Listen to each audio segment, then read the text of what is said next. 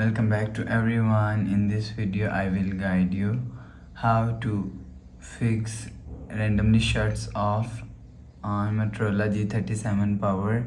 Let's start the video. If you want to fix this problem, so restart phone, just click and hold side power button and volume up button. At the time, click on this restart icon. Again tap on this restart icon. You will see your problem is solved. But if it not solved, if you want to fix this problem, go to app library. Here click on settings app. Now in settings, click on system and update. You will check your software update is latest. If it not latest, update your software latest. After update software latest, go back to home screen. You will see your problem is solved. But if it doesn't fix this problem, go to app library, click on settings app.